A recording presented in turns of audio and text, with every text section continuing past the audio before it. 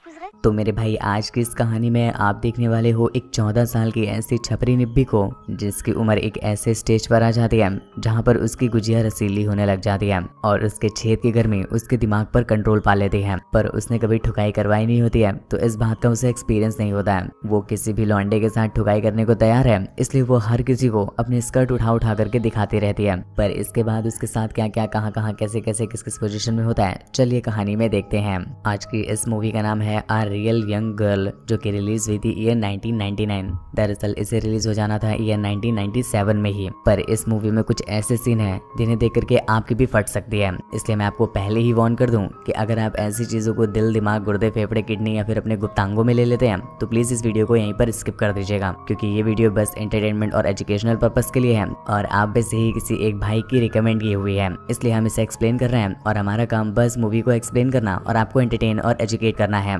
ना कि आपकी फीलिंग्स के फड़वे लगाना। तो कहानी स्टार्ट होती है और हम एलिस को देखते हैं जो गर्मी की छुट्टियों में अपनी मॉम डैड के पास जा रही होती है। पर इस बीच भी वो बिल्कुल खुश नहीं नजर आ रही थी। दरअसल एलिस अब अपनी उम्र की उस स्टेज पर आ गई है जहाँ पर उसकी गुजिया रोज उससे परेशान करती है और एलिस को दिन भर बस ठुकाई करने का ही मन करता है। उसने घर की ऐसी कोई भी चीजें नहीं छोड़ी हैं जिससे उसने अपने अंदर ना ले रखा हो। एलिस को यहाँ पर इसी बात का बुरा लग रहा था कि अगर वो हॉस्टल में होती तो आसपास एक लंबे केले का इंतजाम तो कर सकती थी, पर उसके गाँव में तो उसे कोई केला खिलाने वाला भी नहीं मिलेगा और उसे घर से बाहर भी नहीं निकलने दिया जाता है। इसलिए एलिस को बस अपने घर की लंबी सब्जियों से ही काम चलाना पड़ेगा। कुछ देर के बाद एलिस अपने घर पर पहुंच जाती है जहां पर उसकी मुलाकात उसके मॉम और डैड से होती है और वो दोनों उसे देख करके बहुत खुश हो जाते हैं। और ये चीज हम तब भी नोटिस कर पाते हैं जब ये तीनों बैठ करके डिनर कर रहे होते हैं और इस बीच उसके डैड एलिस की गुजिया में उंगली करने की कोशिश करते हैं। इस सीन को देख करके हमें समझ में आता है कि इसके डैड स्टेप डैड वाली वीडियोस देख रहे हैं। खैर डैड को छोड़ो, यहाँ पर बेटियां भी कम नहीं है, वो भी स्टेप डॉटर वाली वीडियोस देख रही है, क्योंकि इन सब के बावजूद भी वो अपने डैड को मना नहीं करती बल्कि उन्हें पूरे मजे लेने देती है। तभी हम देखते हैं कि खाना खाते खाते अचानक से एलिस के हाथों से चम्मच नीचे गिर जाता है, तो वो उस चम्मच को उठाने के लिए नीचे चली जाती है और फिर उसी चम्मच को अपने नीचे घुसा लेती है। हालांकि ये चीज उसके पेरेंट्स देख नहीं पाते, पर एलिस को इस बात से घंटा फर्क भी नहीं पड़ता। वो उनके सामने ही चम्मच को लेकर के अपने कुएं का पानी निकालने लग जाती है। और ये केवल चम्मच के साथ ही नहीं होता, एलिस को जो भी चीजें मिलती हैं वो उन्हें सबसे पहले अपने ऊपर वाले मुंह में नहीं बल्कि अपने नीचे वाले मुंह में डाल लेती है। अगले सीन में हम एलिस को एक सुनसान जगह पर देखते हैं जहाँ पर वो अपने दबा रही होती है और अपने दबाते दबाते वो तरह तरह की ठुकाई को इमेजिन कर रही होती है। यहाँ पर हम एलिस की तड़प को देख पाते हैं कि वो टांग फैलाकर ठोकना चाहती है पर उसे कोई ठोकने वाला नहीं मिल रहा है, इस वजह से वो काफी तड़प रही होती है। कुछ देर के बाद वो अपने घर पर वापस आ जाती है और अपने रूम में जाने के बाद वो एक एक करके अपने कपड़े उतारने लगती है और अपने बड़े बड़े पपीते और मोटी सी डिक्की को आईने में देखने लग जाती है। यहाँ पर एलिस हमें बताती है कि ऐसा वो हर रोज करती है और उसे अपने ही दबाने पड़ते हैं, क्योंकि उसके दबाने के लिए उसके पास कोई है ही नहीं। अपनी बिल्ली से काफी देर तक खेलने के बाद जब एलिस थक जाती है तो वो छोटे छोटे कपड़ों को पहन करके अपने रूम में बैठ जाती है और हमें बताती है कि उसे छोटे कपड़े पहनना बहुत पसंद है। यहीं पर दूसरी तरफ हम एक और लड़की मार्टिन को देख पाते हैं जिसकी हालत भी एलिस की तरह ही है। उसे भी ठुकाई करवाने का बहुत मन है पर कोई उसे पेलने वाला नहीं मिल रहा है, इस वजह से वो भी एलिस की तरह बहुत परेशान रहती है। अगले दिन एलिस अपने गार्डन में लेटी होती है और लेटे लेटे एक गाने को सुन रही होती है, पर तभी अचानक से उसकी बिल्ली रोने लग जाती है और वो अपनी बिल्ली के आंसू पोंछने के लिए पास में पड़ी हुई एक बोतल को अंदर घुसा लेती है और उसी के साथ मजे लेने लग जाती है। एलिस खुद को चरम सुख दे रही होती है और तभी उसे मार्टिन याद आती है, तो वो उसे इमेजिन करने लग जाती है और वो दोनों एक बीच में पहुंच जाते हैं जहाँ पर उनकी मुलाकात एक बहुत हैंडसम लड़के से होती है जो उन दोनों की बिना तेल लगाए सूखी ही गेंद मार लेता है। दोनों को एक ही बंदे से ठुकवाने में बहुत मजा आ रहा था और वो दोनों एक दूसरे के साथ फुल कोऑपरेट करते हैं। पर अगले ही पर एलिस का ये ड्रीम टूट जाता है जब उसकी मॉम वहाँ पर आ जाती है। तो एलिस वहाँ से उठकर अपने डैड को ढूंढने निकल जाती है, क्योंकि अब उसकी बिल्ली बहुत ज्यादा तड़पने लगी थी और उसे किसी न किसी का चूहा खाना ही पड़ेगा, इसलिए वो अपने डैड को ढूंढ रही होती है। पर तभी उसकी मुलाकात होती है जिम नाम के एक बंदे से। जिम ऑलरेडी मैरिड होता है और उसे उसके डैड ने ही आज यहाँ पर बुलाया है, क्योंकि उसके डैड अपना सर्वेंट बदलना चाहते हैं। एलिस जब जिम को देखती है तो उसकी कच्ची में बाढ़ आ जाती है और वो मन ही मन डिसाइड कर लेती है कि अगर वो पिलाई करवाएगी तो बस जिम से। उसी रात जब वो अपने सारे कपड़े उतार करके खुद से ही रसी आ रही होती है तभी वो जिम को याद करने लगती है और इस तरह से उसकी उंगलियों की स्पीड बढ़ जाती है और एक जोरदार फव्वारा निकलता है। जिम को याद करते करते उसने अपने कुएं से पानी तो निकाल दिया, पर इस पानी से भी उसकी प्यास नहीं बुझ रही थी, इसलिए वो डिसाइड कर लेती है कि अब वो जिम का लॉलीपॉप लेके ही मानेगी। इसलिए अगले दिन वो अपनी मॉम के पास जाती है और उनसे कहती है कि मैं घर पर बैठे बैठे बोर हो जाती हूँ, अब तुम ही बताओ घर पर बैठे बैठे इंसान उंगली नहीं मारेगा तो और क्या मारेगा, इसलिए प्लीज आप मुझे मेरी पुरानी साइकिल दे दो ताकि मैं बाहर जाकर थोड़ा सा घूम आऊं और मेरा मन भी बहल जाए और दो चार लौंडे भी ताड़ लूंगी। उसकी मॉम उसकी पुरानी वाली साइकिल निकाल करके उसे दे देती है, जिस पर बैठ करके एलिस अपने डैड के ऑफिस की तरफ निकल जाती है। रास्ते में भी वो बस जिम को ही याद कर रही थी, इस वजह से उसकी कच्ची लीक करने लग जाती है। कुछ देर के बाद वो फाइनली अपने डैड के ऑफिस में पहुंच जाती है, जहाँ पर उसे जिम मिल भी जाता है। जिम को देखते ही उसकी कच्ची का लीकेज बाढ़ में बदल जाता है और वो वहीं पर बिछ के ठुकने का डिसाइड कर लेती है। पर यहाँ पर हम जिम को देख पाते हैं जो घंटा उसकी तरफ देख ही नहीं रहा होता है। एलिस को ये देख करके बहुत अजीब लगता है कि वो उसे अपनी गुलाबी चटाना चाहती है, पर वहीं पर दूसरी तरफ जिम है जो उस पर ध्यान ही नहीं दे रहा है। वो बार बार उसे अपनी तरफ अट्रैक्ट करने की कोशिश करती है, इवन वो अपनी स्कर्ट भी उठा लेती है, पर फिर भी जिम उसकी गुलाबी तो क्या, उसकी गुलाबी की झाड़ियां तक नहीं देखता।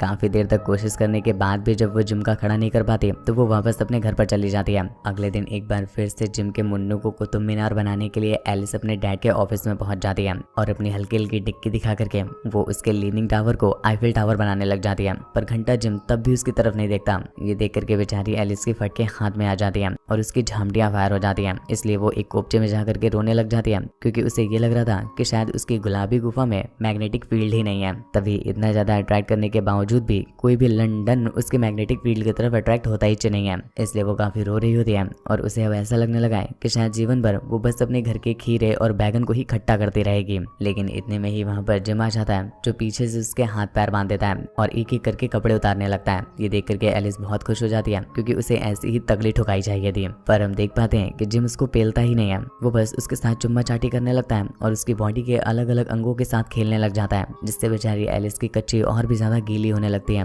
और उसकी गुलाबी गुफा लीक करने लग जाती है। ये देख करके जिम को बहुत मजा आता है कि किस तरह से एलिस तड़प रही होती है। दरअसल वो यहाँ पर एलिस को पेलने के लिए या फिर उसे खुश करने के लिए नहीं, बल्कि वो उसे और ज्यादा तड़पाने के लिए आया था। और ये देख करके एलिस की झामटियां जल जाती हैं।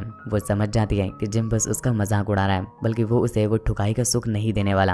एलिस को ऐसा लगने लगा है कि जिम अब उसकी नहीं लेगा, इसलिए वो अगले दिन कुछ और लड़कों के पास जाती है और उनके पास जाकर के अपनी गुलाबी गुजिया दिखाने लग जाती है। पर तभी एलिस नोटिस करती है कि ये लौंडे तो एक नंबर के परम चादर मोड टाइप के हैं। वो उसके जबरदस्ती पकड़ के हॉर्न दबाने लग जाते हैं और पीछे से उसकी डिक्की खोल देते हैं। यहाँ पर एलिस की एक गहरी ठुकाई हो जाती है, पर किसी तरह से एलिस अपनी जान और अपनी गेंद बचा करके वहाँ से भाग आती है। एलिस समझ जाती है कि ऐसे ही हर किसी के सामने टांगे फैला देना अच्छी बात नहीं है, वरना ऐसे हरामी लौंडे भी मिल जाएंगे जो पलटा पलटा कर पेलेंगे भी और गुफा को गर्म गोदाम बना के भाग जाएंगे। इसलिए अच्छा यही होगा क्यों ना मैं किसी ओल्ड मैन को पकड़ूं जो एक्सपीरियंस भी होगा और उसे गुलाबी मिल भी नहीं रही होगी, तो वो मेरी गुलाबी की चाटा पूछी सफाई भी कर देगा और मुझे पेलम सुख भी दे देगा। इसलिए अगले ही दिन वो एक ओल्ड मैन के पास चली जाती है, पर वहाँ पहुंच करके उसका ठुकाई करने का मन ही नहीं कर रहा होता है। दरअसल उसे ओल्ड मैन के साथ मजा नहीं आ रहा था, इसलिए वो बस उसके साथ चुम्मा चाटी करती है और फिर वहाँ से 9 to 11 हो जाती है। अगले दिन एक बार फिर से एक मस्त ओल्ड मैन की तलाश में वो एक पार्क में पहुंच जाती है, जहाँ पर उसे एक ढीले किलो वाला ओल्ड मैन पसंद भी आ जाता है। वो उसके पास पहुंच करके उसे गर्मा गर्म इशारे देने लग जाती है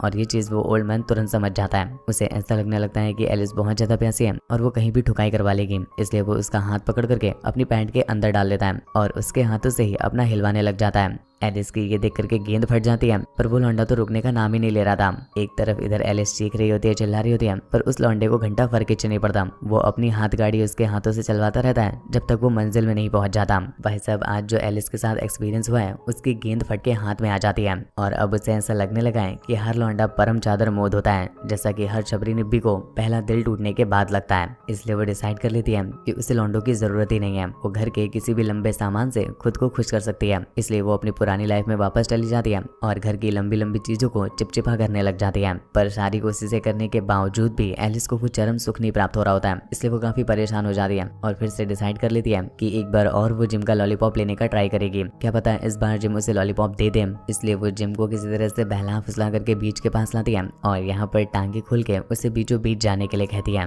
जिम ने भी आज 100 mg वाली गोली खा रखी थी, तो भाई साहब वो भी रुकने का नाम नहीं लेता और एलिस के साथ चाटना पोछना और चटकाना स्टार्ट कर देता है। पर जैसे ही बारी आती है चटकाने की, एलिस को पता नहीं क्या होता है, वो अपनी गुजिया समेट करके वहाँ से भाग जाती है और घर आकर के वो देखती है कि उसके मॉम और उसके डैड लड़ रहे होते हैं। दरअसल उसके डैड अपनी मॉम को चटकाने के साथ साथ एक गुलाबी गुजिया भी चटकाते हैं, जो कि उन्होंने बाहर कहीं छुपा रखी है। पर आज उसकी मॉम को इस बारे में पता चल गया है, इस वजह से वो उसके डैड की गेंद तोड़ रही है। उस रात एलिस शीशे के सामने वो सब कुछ एक बार फिर से करती है जो वो हमेशा किया करती थी और फिर से अपनी गुजिया से फव्वारा निकालने के बाद वो सो जाती है। अगली सुबह एक बार फिर से जिम का चूसने के लिए जब वो उसके पास जाती जाती है। तो जिम उससे कहता है कि बाबू कब तक चूसती रहोगी, एक बार ठुकाई भी करवा लो ना। तो यहाँ पर वो हर छपरी निब्बी की तरह यही आंसर करती है कि बाबू कहीं तुम्हारी ठुकाई से मेरा पेट भटूरा ना बन जाए। तब यहाँ पर जिम उसे तरह तरह का पेलम ज्ञान देने लग जाता है कि इस दुनिया में रबर के गुब्बारे भी पाए जाते हैं, उनको लगाने से कुछ नहीं होता है। ये सुनकर के एलिस बहुत खुश हो जाती है और वो उसे कहती है कि प्लीज बाबू तुम भी 4-5 हजार वो रबड़ के गुब्बारे ले आओ ताकि तुम मुझे जम के पेल दो।